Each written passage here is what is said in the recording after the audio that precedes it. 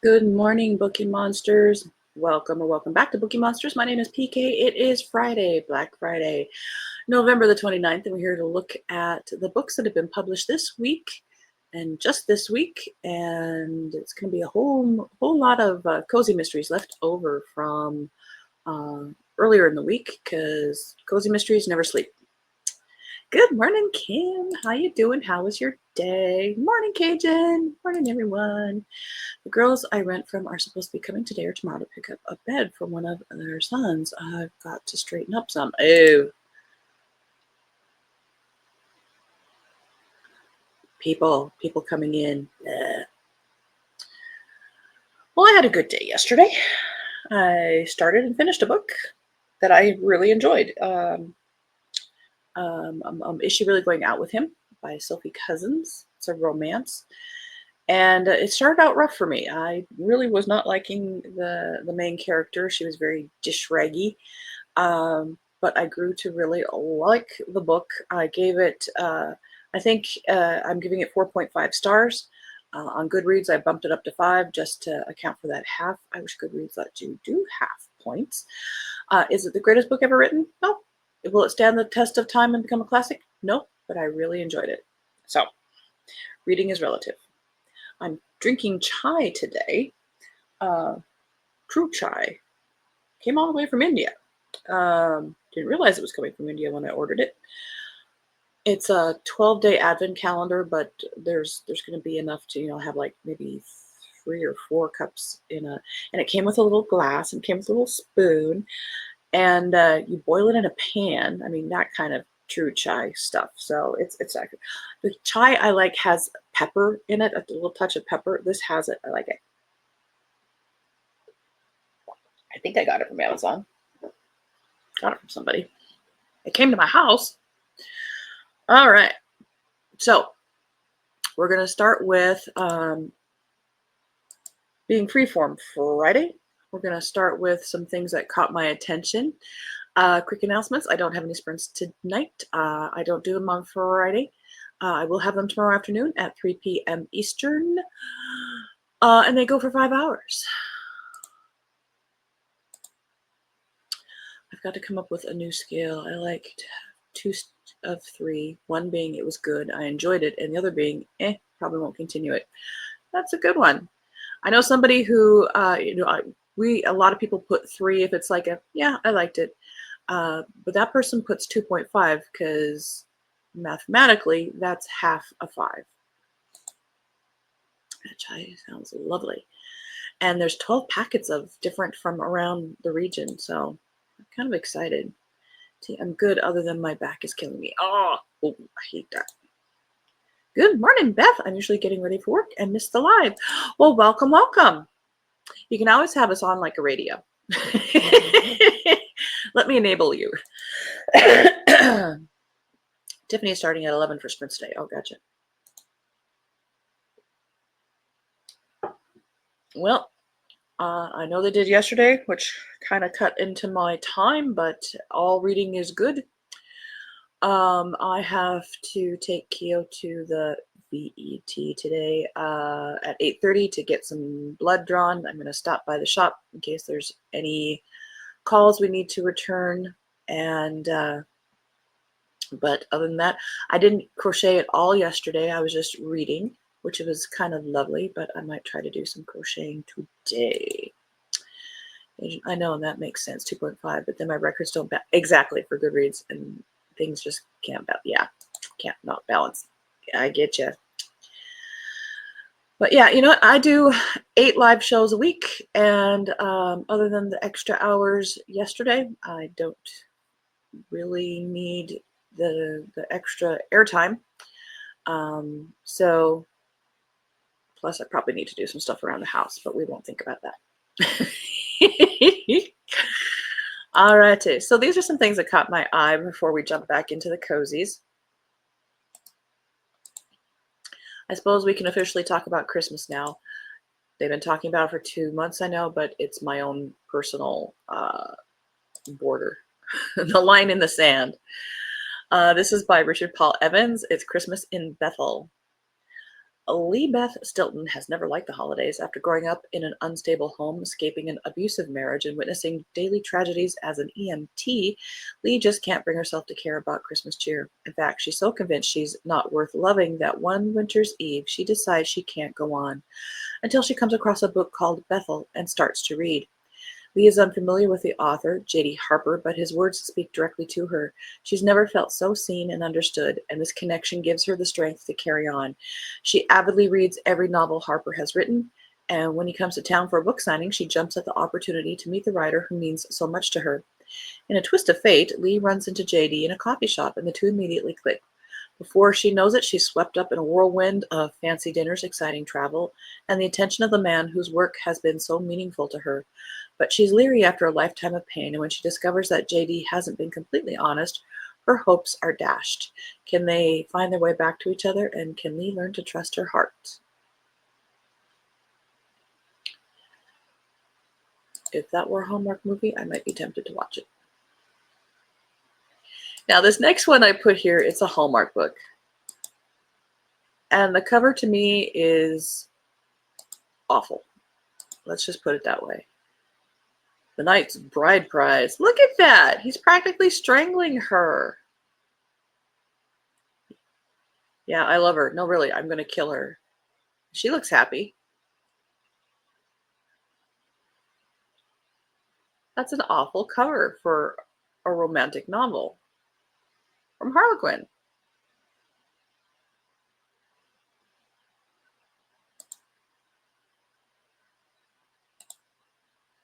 I know that makes sense. Right, okay. That was my thought too, strangling. Look at that. Okay. And you know, we haven't had a Western in a long time, and I double checked, this is a new one. Blood Bounty of the Mountain Man by the venerable William W. Johnstone, 52nd in the Mountain Man series. Good for him. Shot in the head and left for dead, Smoke Jensen wakes up to find a bounty on his head, a target on his back, and a trigger-happy look-alike pretending to be him. Reese Quaid doesn't want to be known as the man who killed Smoke Jensen, but when the legendary mountain man shows up in the middle of a stagecoach robbery, Quaid has no choice but to shoot him. He didn't even know his victim was the famous Smoke Jensen until he goes through his pockets and finds his papers. That's when Quaid comes up with a plan. Since he resembles Smoke, he'll simply assume his identity, rob some banks, hold up more stagecoaches, and shoot anyone who tries to stop him. Soon the whole world will be asking, has Smoke Jensen gone bad? There's just one problem. Smoke is still alive. Rescued by a lovely stranger and recovering from the head wound, he's still a bit blurry about what happened and who he even is. The only name he can come up with is that of a fictional bandit, which only adds to the confusion. Soon the law is on the lookout for two outlaws now. But by the time Smoke comes to his senses, it may be too late. His lookalike is wanted for murder. His trail is getting bloodier every day, and Smoke is gearing up for the craziest showdown of his life with a force of nature called Smoke Jensen. The author's keeping it fresh. I give him kudos. Of course, I don't read a lot of Westerns, so maybe it's not fresh, but it sounds fresh to me.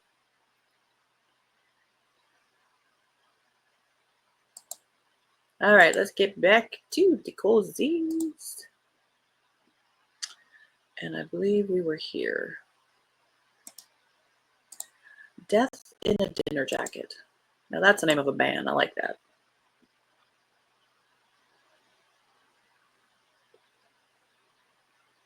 Okay, really like my chai. This is by Les Hedgecock, 6th in the Booker and Fitch mysteries. When Marcus is invited to a high school reunion, the only thing he's looking forward to is catching up with old friends. Fee is delighted as she'll get the chance to dress up and show her feminine side. Jade is less enthusiastic, and there's no way she'll wear a ball dress, even for Rick.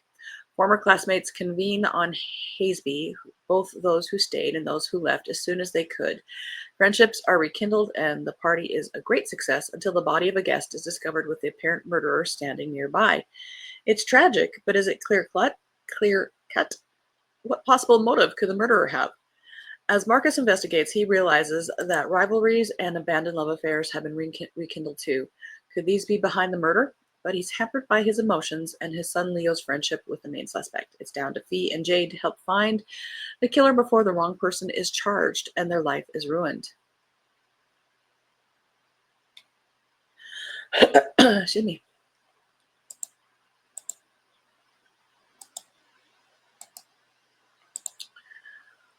Partridges, pear trees, and projectile. If you're looking for a scavenger hunt book, that could be one. Just checked out Christmas in Bethel on Hoopla. Oh, nice. This is by R.B. Marshall, first in a new series, The Lady Persephone Historical Mysteries. It's December 1892, and at her father's first house party in the Scottish Highlands in the days before Christmas, aspiring photographer Percy, never call her by her real name, Lady Persephone Millicent Merritt, takes a lucky or perhaps unlucky photograph just as a rich financier is shot accidentally. Or was it? When Percy finds evidence that the shooting was intentional, not a tragic misfire, she realizes that one of the party assembled in the mansion house must be a killer. And of course, just as she discovers this, snow starts to fall, which makes everything look very pretty but blocks their access to the village and any help from the local police. It's up to Percy, her eccentric aunt Evangeline, and the other and the rather handsome young Lord Glendinning to piece together the clues and identify the murderer before they can kill again, and more importantly, before they ruin Christmas, because nothing is more important than a good old-fashioned Yuletide, with enough mince pies, mistletoe, and marzipan to counteract the manslaughter and mayhem. Can Mercy and her friends pull off a Christmas miracle? Excuse me, suddenly got a little froggy in my throat. We thought you was a toad. Movie quote. Trying to decide if I want to wait until Sunday to start Christmas books. Gotcha. You read some fun Thanksgiving ones, but there is time. Sunday I'm starting that Advent calendar one. Trouble at Dunhaven Castle. I'm still researching Cajun. Nellie H. Steele is the author, 8th in the Kate Kenzie Cozy Mysteries. With shock still coursing through her over the arrival of her estate manager's wife, Kate Kenzie is stunned to learn she's accusing him of murder. Armed with her time-traveling abilities, Kate sets out to solve the mystery and clear his name. But threats continue to bombard her from all sides, and as she suffers from visions of a frightening future, Kate struggles to piece together all the clues and put a rest to the madness swirling at the castle. With danger cropping up at every turn, will Kate be able to pin the crime on the guilty party, or will she be forced to say goodbye to her best friend once and for all? Interesting color on the cover for a cozy. I mean, you kind of get used to the code of the covers.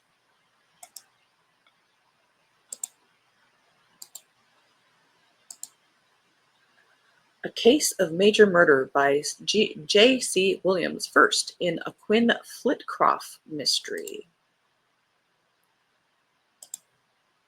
I just gave up and started already there. It's everywhere.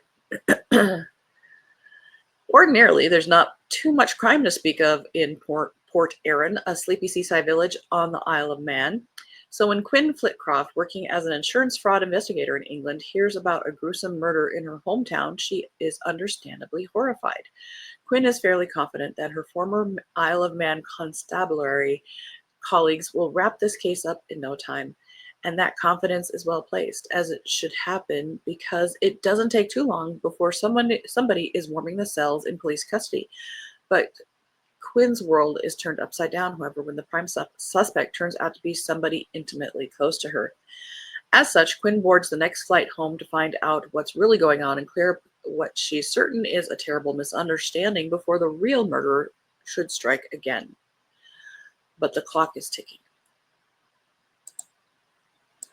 End of that row. Oh, if you're looking for a New Year's one, here we go. Old Lang Syne, a Kate Murphy cozy mystery. 4th in that series. Small town secrets resurface in Katie Murphy's latest cozy mystery. It's New Year's Eve in the charming town of Seaside Cove, where the salty breeze from the Gulf of Mexico mingles with the sounds of Auld Lang Syne at Patty's Pub. But for the Secret Sisters, a group formed over 4 decades ago during their high school days, this song evokes bittersweet memories as they come together to fulfill the dying wish of one of their own. Linda's son is determined to honor his mother's last request, spreading her ashes in beloved locations and handing each of the 4 Secret Sisters a personal letter. However, things take a dark turn when they discover one of them drowned near an abandoned fishing pier upriver, which is a heartbreaking parallel to the unsolved murder of Tilly, the secret sister who drowned just 2 years after her high school graduation. Katie Murphy joins the 3 remaining friends on a journey to uncover the truth about the horrific crime and the cold case that has been left unsolved for decades. As they dig deeper, they discover unsettling secrets and betrayals that have remained hidden all this time. Will their investigation bring closure, or will it only unearth ghosts from the past? Find out in the suspenseful installment of Katie Murphy's Cozy Mysteries. They're starting to do last lines that are um,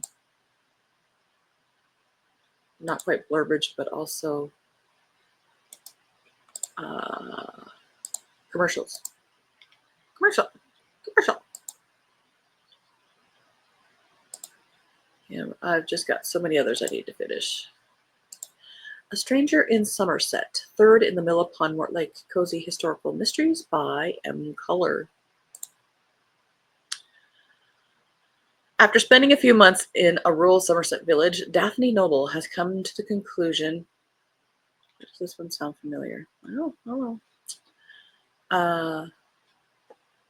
That village life is just as dangerous as living alone in London, but the pitfalls are quite different. If it isn't trying to decipher her colleague turned friend turned suitor's clumsy attempts at courting, it's rowdy boys from the neighboring town mucking up market day, or Ted Sweeten's heifers chasing her faithful pup Bertie.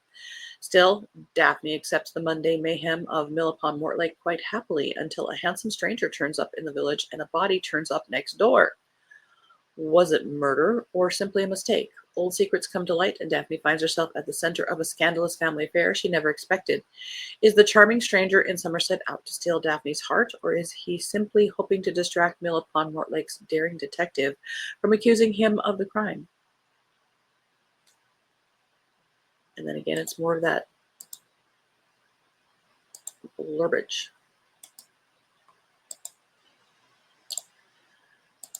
A Pinch of Peril. Add a Pinch of Peril by Sabin Frisch, third in the Magical Papillon Mysteries. Which reminds me, I missed the dog show yesterday. I'm sure they're doing repeats.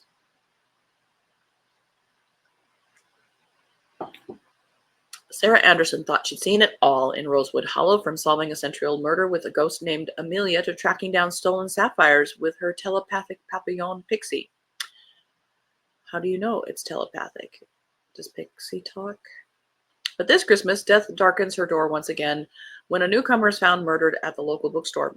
With her best friend Lily as the prime suspect, Sarah and Pixie must put their hard-earned sleuthing skills to the test.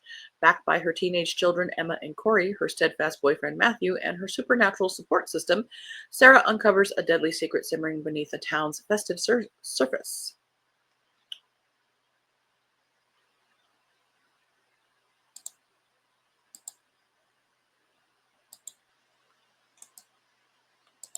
I've always liked the covers of these. I've never gotten around to reading them. I want to. It's on the TBR.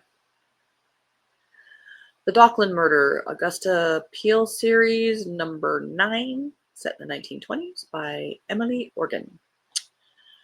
In the bustling heart of London's Docklands, the shocking murder of a prominent shipping magnate sends ripples through the city. Found dead at West India Dock in the dead of night, there are no clear suspects, only whispers of intrigue. When Scotland Yard turns to Augusta Peel, she discovers an unexpected link to the case that pulls her deeper into the mystery. As Augusta navigates the labyrinthine alleys and shadowy warehouses of the docks, tensions flare between Scotland Yard and the Port of London police. Suspicions fall on a sea captain, the magnate's ambitious son, and a glamorous hat shop owner with secrets of her own.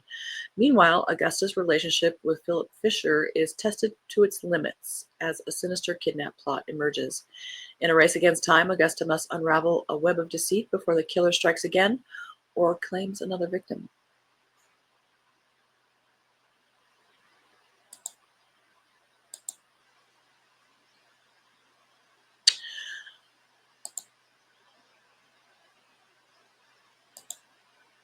I love watching the dog show.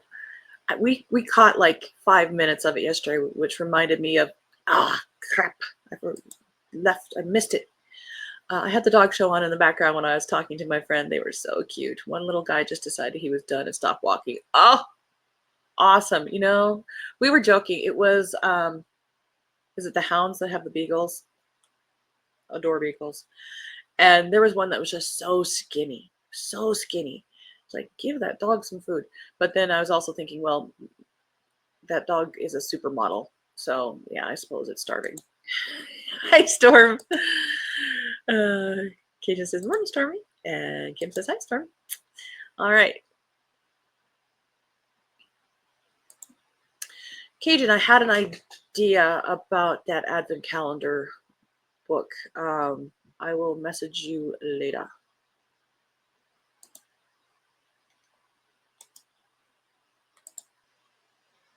What do you mean page not found? It was there before.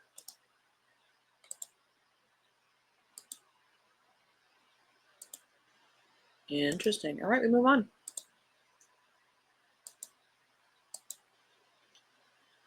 Ghost Conquers the Castle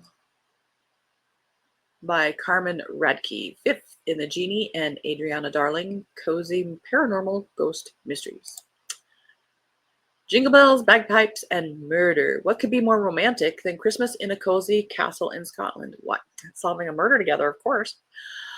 For Jeannie and her great-great-aunt Adriana, their visit to Treverner Castle is a fairy tale come true. To make their trip perfect, it also comes with the chance of... Oops, sorry, I forgot to turn that off. We continue. It's Friday, and the day's off. It also comes with the chance of tracking down Adriana's missing necklace. For a ghost connected to her earthly possessions, this opportunity means everything. Alas, the festive cheer does not last. A locked room murder spoils their Christmas and cuts short their search for the jewelry. The two amateur sleuths race against the time to solve the crime, save the holiday for everyone, and return to their own investigation. But with the slew of suspects within the ancient castle walls, Jeannie and Adriana have to armor themselves, or they might both end up haunting the castle.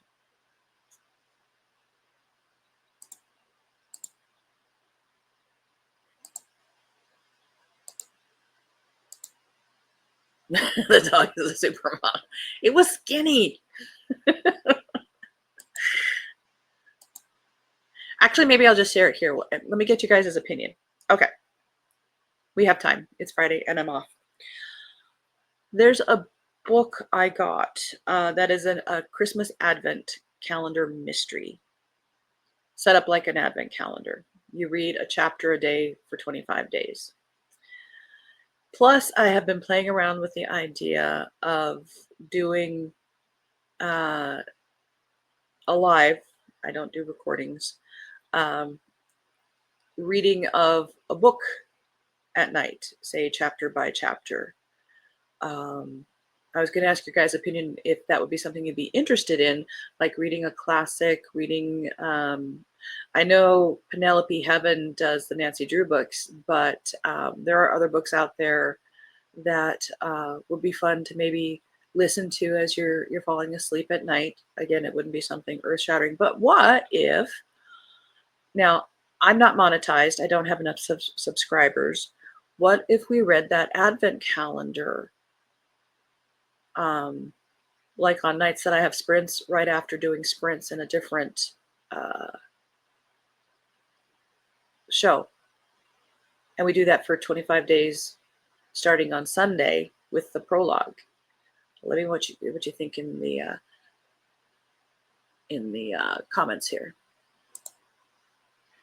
And actually, let me show you what book it is. Maybe that will entice you where we're going to go. Because it's not Kindle Unlimited. So definitely probably copyright issues. But again, I'm not monetized. And if we do it really sneaky like, It's translated from Norwegian. That would be neat. And then we could, discuss the what we think is, solve the crime. That could be fun.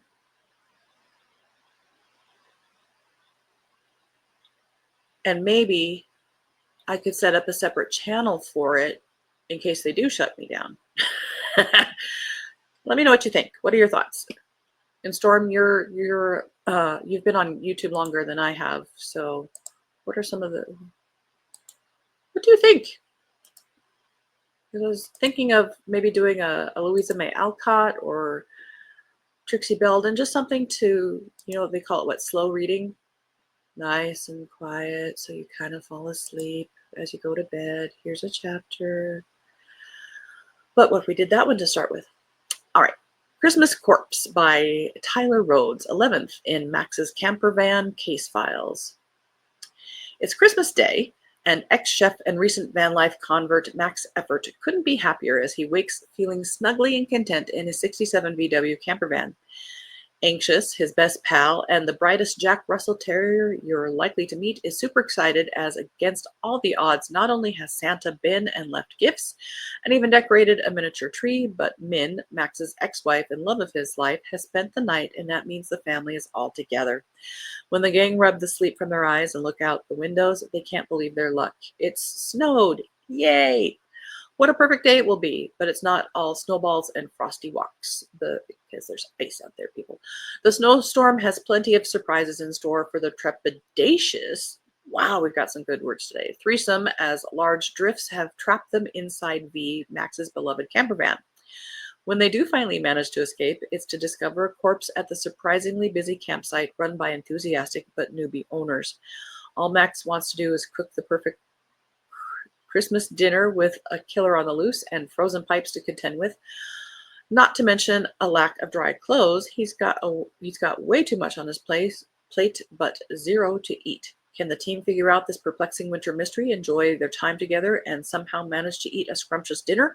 Or will the killer strike again and ruin not only Christmas, but chase Santa off for good? No. Geo, stop licking.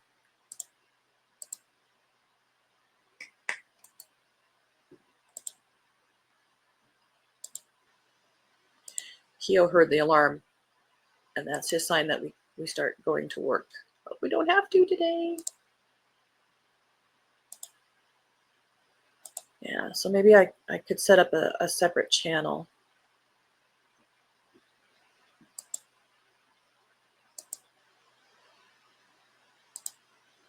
Persuasive Charms, a Starla Baker witchy mystery by Amelia Ross.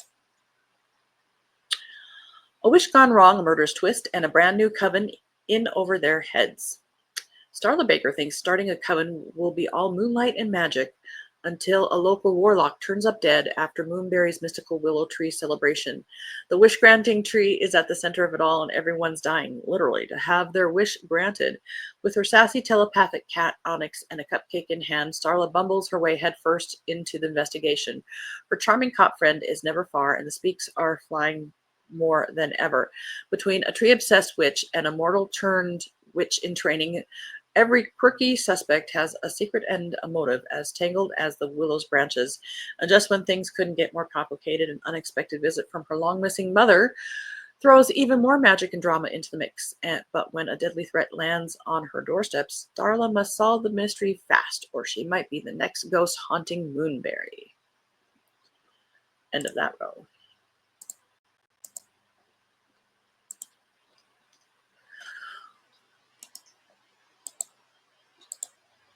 The Sinister Seaside Murder by Nellie Stein. Renovation dreams quickly become a nightmare. An argumentative building inspector is murdered at a small-town bayside resort. This is book 2. Emma Lang, a newly promoted manager, is excited to bring The Pearl, an old restaurant on the property, back to life. On a stroll to check on the remodeling progress, she finds a dead body near the construction site. Emma's sleuthing instincts stick in. She discovers the county employee, Dick Hatfield, was looking the other way on code violations to fatten his bank account. An inspector's notebook listed dirt on Carl Dawson, a real estate developer. Emma has many suspects on her radar, but knows he's somehow involved and risks her life to prove it. Outrageous antics from Emma's grandma Dorothy and her friends infuse unexpected humor into this high-stakes hunt. The resort's reputation hinges on the restaurant's success, but finding a corpse near its entrance does not help. If it fails, she fails. Emma feels her guests and coworkers are in danger. She must solve the case before the murderer strikes again and destroys the heart of the resort. Oh, the housekeepers have a new one. The Happy Housekeepers by Blythe Baker, 9th in that series. She's cranking those out. Barbara expects her life to settle down now that she has returned to Cobbsville with all her old secrets laid to rest. But instead, she comes home to find an unexpected new member has joined the Hollis household and brought along a deadly new mystery. Barbara's investigation of a murder uncovers lies and motives that have been buried for years. But can she get to the bottom of it all before finding herself at the bottom of a grave?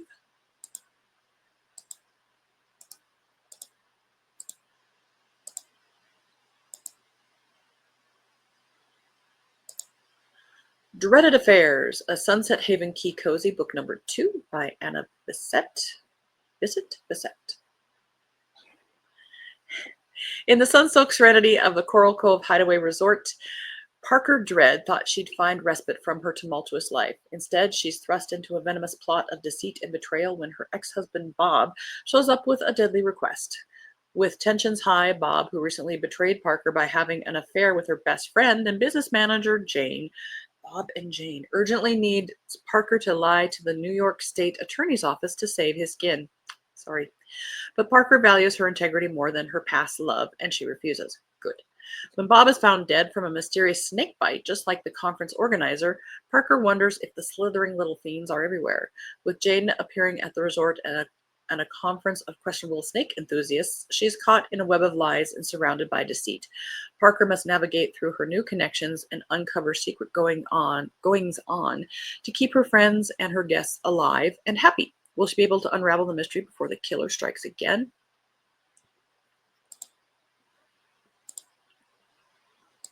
Snakes, I'm out.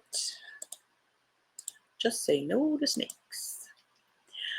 Pies and Pariahs by Lena Clover. 15th in the Pelican Cove Cozy Mystery Series. Lay down. Fall is in the air and the Eastern Shore Pie Contest has come to Pelican Cove. So has a woman who became a pariah when she was banished from town 40 years ago. Now she is back with a vengeance amidst loud protests. The town is split over whether a decades-old edict is still valid, especially since the woman holds a lot of power as a judge of the contest.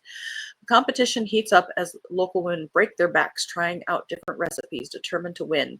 Then an unexpected murder shocks the town. Roped into investigating the crime, cafe owner and amateur sleuth Jenny King joins forces with the local sheriff, talking to those who came in contact with the victim. Frustration sets in when none of her efforts yield any solid clues. To make matters worse, her dear friend had a strong motive to get rid of the victim and is lying to her. Jenny faces a moral dilemma. Should she confront her sick friend for the sake of solving the crime or turn a blind eye to her transgressions?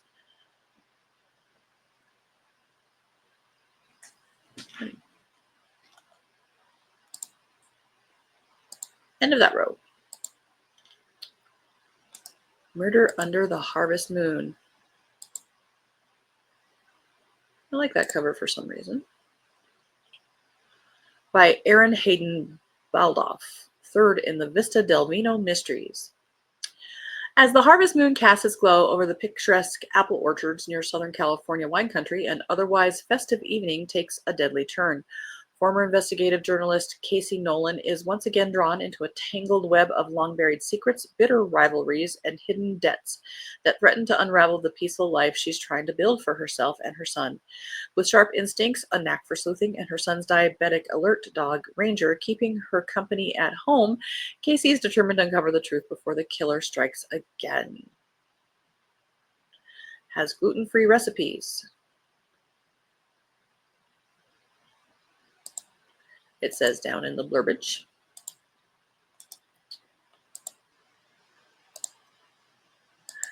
A Body in the Ballroom by Kelly Mason, fourth in the Lady Ellen Investigates series. I also like this cover. Lady Ellen finds herself entangled in a murder mystery when a renowned dance teacher is found dead in the ballroom of the Grand Hotel. The victim has no shortage of admirers and enemies alike. As Ellen delves into the case, she uncovers a web of secrets and motives surrounding the enigmatic drinking game.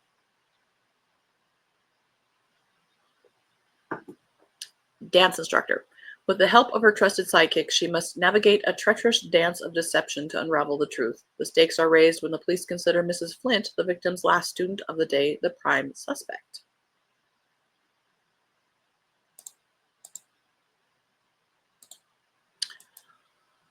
All Aboard by Maya Ross, seventh in the Beaver Island series. Violet Blackheart had been hoping for some fun, and maybe even a little sun, after returning to Beaver Island for another summer visit. But when the plane carrying the friendliest family on the island almost crash lands in front of her, it spins off a series of deadly events. As the summer season starts, Irma grapples with somebody didn't proofread this, with a conga line gone wrong, a suspicious disappearance, and making sure that Violet's return to Beaver Island is a peaceful one. But after a board meeting leads to some highly unprofessional behavior, Violet and Irma find themselves in the middle of another island investigation. Can Irma keep the two of them out of danger while they work together to stop a killer, or will she and Violet both end up going tail over tea kettle?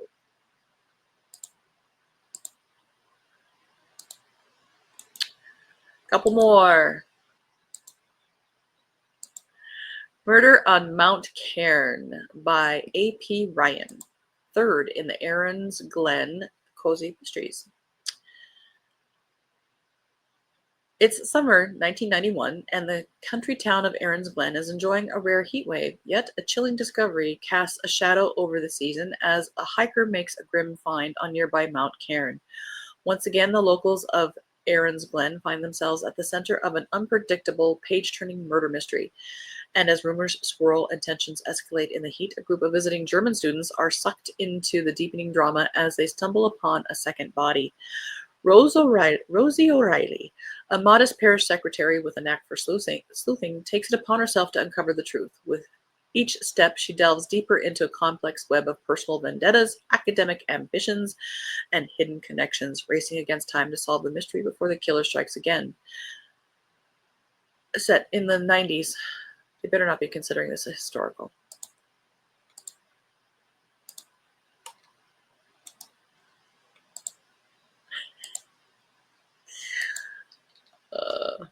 And our last one of the week. I know those are umbrellas, but they look like candles on the beach. Murder on the Serenissima Express. Alex Wagner is the author, 10th in A Case for the Master Sleuths. Embark on an enchanting journey with Athos, the brave and kind-hearted sled dog, and Pearl, the cheeky kitten with a nose for trouble in this delightful, cozy animal mystery. I guess they're solving the crime. When our furry detectives board a nostalgic train bound for the romantic canals of Venice, they anticipate... Is there a human along? They anticipate a peaceful escape filled with delectable treats and historic charm, but their idyllic trip is abruptly derailed when a fellow passenger mysteriously vanishes. With the clock ticking and the train hurtling towards its destination, Athos and Pearl must navigate a labyrinth of secrets and lies and cast of colorful characters. From the luxurious reading car to the shadowy corridors, danger lurks around every corner. Can Athos's keen intellect and Pearl's sharp instincts uncover the truth before it's too late? All right. That is all we have for this week. Historical 90s. I know, that's just wrong. Of course, 60s and 70s and 80s, I'm sure, are historical at this point. I love animals, just not no to talking animals. Me too. Ugh, no talking animals. Unless you are specifically looking for a cozy fantasy talky animal thing, but not talking animals in the real world. All right. Well, again, I don't have any sprints tonight. I will mull that idea, and if I do set up another channel for it, I will let you know. Keita says, have a good day, everybody. I need to get Keo walked. He's quite restless. And have some breakfast and get on with it. Yes, in fantasy. You know, the appropriate milieu. Kim says, have a good day. Have a great day, everybody. All right, so we'll be back next week with new releases and sprints tomorrow afternoon at 3 p.m. Eastern time, going for 5 hours. Bring your own book.